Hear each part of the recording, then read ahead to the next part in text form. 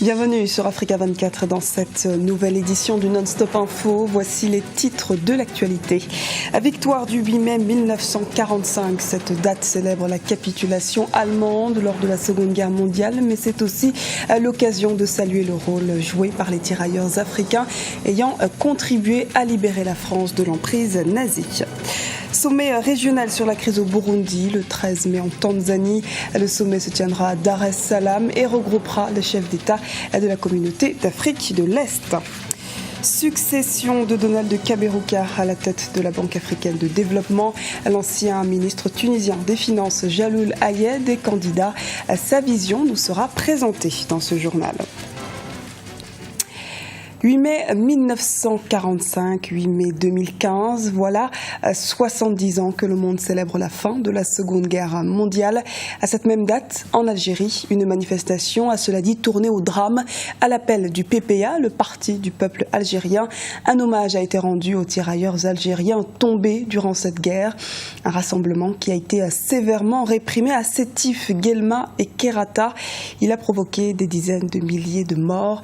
Ces actions d'une extrême brutalité ont porté, selon plusieurs historiens, les ferments de la guerre d'Algérie de 1954 à 1962. Ce 8 mai célèbre donc la capitulation allemande en 1945, une date symbolique également pour les soldats étrangers ayant contribué à la victoire des forces alliées sur le régime nazi. Les anciens combattants appellent à se souvenir du rôle joué par l'armée d'Afrique, comme nous l'explique Ibrahim Ndiaye. Dans son appel du 18 juin 1940, le général de Gaulle avait lancé « La France n'est pas seule, elle a un vaste empire derrière elle ». Les combattants africains ont répondu massivement à cet appel et ont grandement contribué à la victoire des Alliés contre le régime nazi. 70 ans après, l'Afrique se souvient de l'apport des tirailleurs dans la capitulation de l'armée allemande. L'importance, la participation des tirailleurs africains et en particulier des tirailleurs sénégalais a été indéniable, surtout dans cette phase de libération, puisque après le débarquement de Normandie de juin 44, il y a eu le débarquement de Toulon en septembre 44, auquel les tirailleurs ont joué un rôle particulièrement important dans la mesure où ça a été précédé par la libération de l'île d'Elbe, libération à laquelle le 6e régiment de tirailleurs sénégalais, commandé par le colonel Salan, participe de façon déterminante à la libération de Toulon, qui ouvre la voie vers la remontée de l'armée vers le nord. Les tirailleurs sénégalais sont un corps de militaires ayant appartenu à l'armée coloniale française en 1857. Ils étaient issus de toute l'Afrique subsaharienne. Malgré leur rôle, les tirailleurs ont souvent vécu des injustices sur le champ de guerre ou au niveau des inégalités de traitement salarial après la guerre. Et c'est à partir de ce moment-là que la France décide de ce qu'on a appelé le blanchiment de l'armée française, c'est-à-dire que les soldats noirs, on les renvoie vers l'arrière sous le prétexte qu'il y a les conditions climatiques qui deviennent très compliquées et ne pourront pas supporter les conditions climatiques. Mais en réalité, ça cachait autre chose dans la mesure où il est avéré que De Gaulle tenait absolument à ce que la France soit libérée, surtout Paris soit libéré par des troupes françaises. Rendre hommage aux combattants africains en saluant l'apport de l'Afrique qui a façonné le destin de la France est l'objectif de la Semaine internationale du souvenir des tirailleurs africains, organisée chaque année en France. L'Afrique témoigne également chaque année sa reconnaissance à l'endroit de ses vaillants ancêtres qui ont dignement représenté le continent dans cette période sombre de l'humanité. Côte d'Ivoire, début du procès de Laurent Gbagbo devant la Cour pénale internationale le 10 novembre. Le procès de l'ancien président démarrera devant la CPI à La Haye, aux Pays-Bas. Il est accusé avec l'ex-chef de milice Charles Blé Goudé de crimes contre l'humanité lors des violences post-électorales de 2010-2011 qui ont touché la Côte d'Ivoire et causé la mort de plus de 3000 personnes. Crise politique au Burundi, la communauté d'Afrique de l'Est se mobilise pour apaiser la situation. Un sommet régional se tiendra le 13 mai en Tanzanie. Les communautés internationales et régionales s'inquiètent en effet du risque que la candidature de Pierre Nkurunziza à un 3e mandat ne débouche sur des violences à grande échelle. Les explications d'Ibrahim Ndiaye.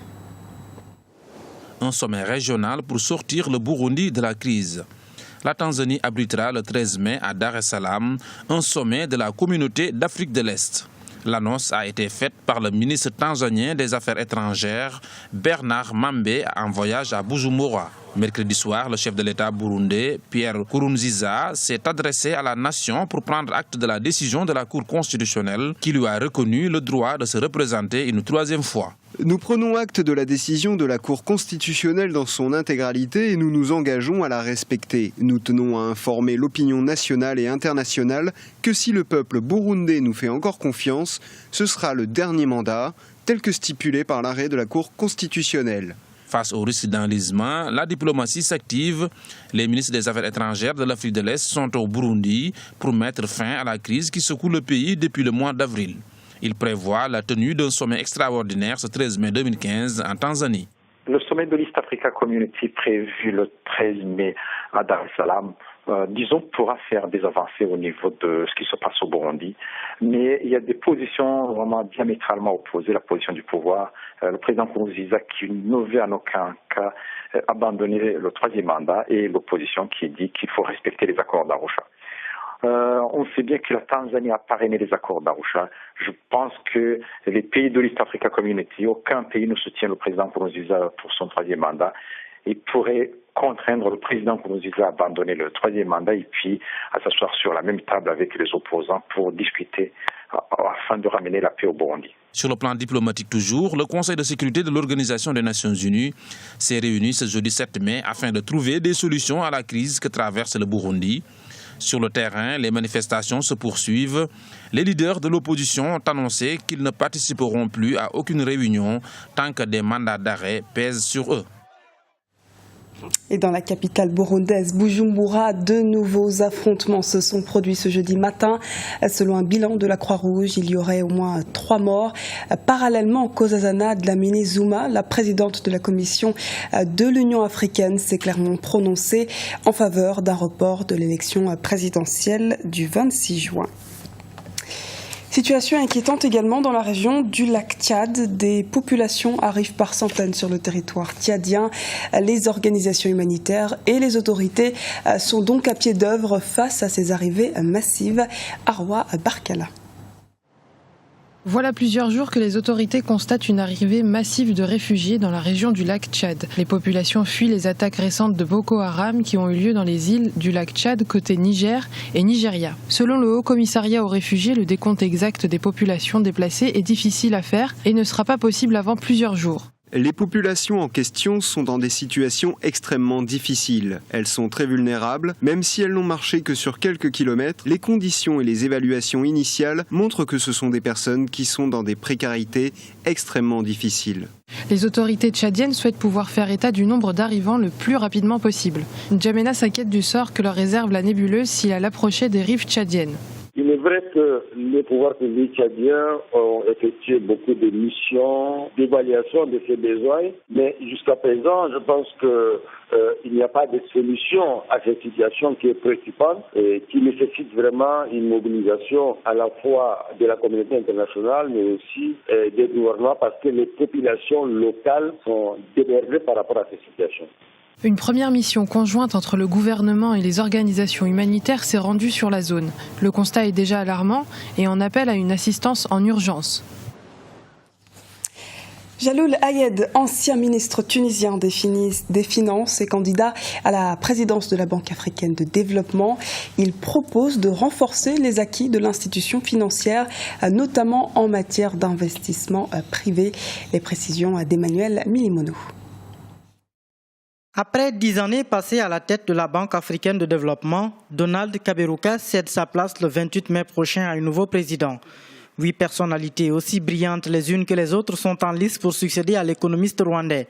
Parmi ces candidats, l'ancien ministre tunisien des Finances, Jaloul Ayed. Il espère faire de la première structure financière en Afrique un train fort pour la réalisation du développement et de la prospérité du continent. Ce que je ressens quand je voyage en Afrique, c'est qu'il y a vraiment des conditions d'une grande relance pour le continent. La banque doit continuer à, bien sûr, financer les infrastructures parce qu'il y a un déficit qui est assez important, mais aussi continuer à travailler, par exemple, sur le renforcement du secteur privé. Moi, je mets beaucoup d'importance à ce ce sujet, sur la gouvernance, sur l'intégration, donc l'intégration régionale. La Banque africaine de développement est une actrice clé de la transformation économique sur le continent.